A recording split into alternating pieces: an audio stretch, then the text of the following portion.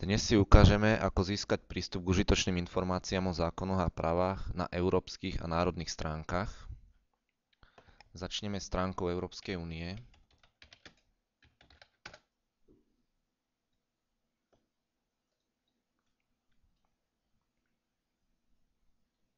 Otvoríme si oficiálnu webovú lokalitu EÚ, kde sú rôzne, samozrejme, spustu informácií o fungovaní EÚ, o živote, podnikaní, publikáciách, štatistikách Európskej únie.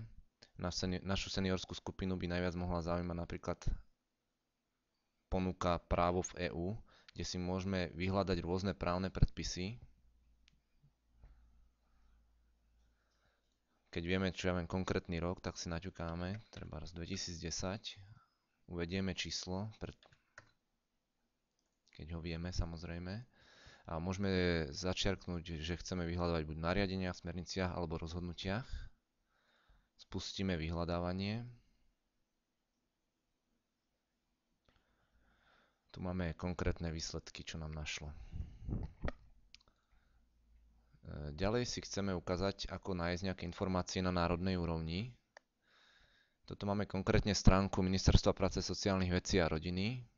Hlavná ponuka sa skladá z práce a zamestnanosti, rodine a sociálnej pomoci, sociálne poistenie a dôchodkový systém a z ponuky ministerstva, kde sú kontakty a iné. Nás konkrétne by mohol najviac zaujímať sociálne poistenie a dôchodkový systém.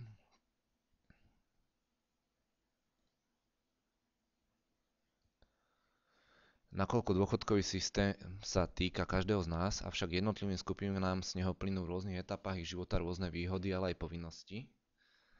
Takže napríklad, keď my si tu chceme vyhľadať ako čerství dôchodcovia informácie, ako čerpať dôchodok z druhého piliera, tak tu máme ponuku ohľadom druhého piliera.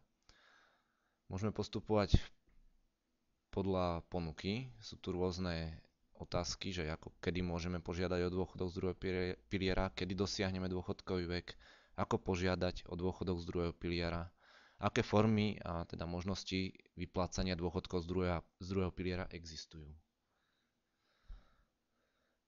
Môžeme si teda otvoriť napríklad, kedy môžem požiadať o dôchodok z druhého piliera. Tu máme informácie, ktoré môžu byť pre nás užitočné,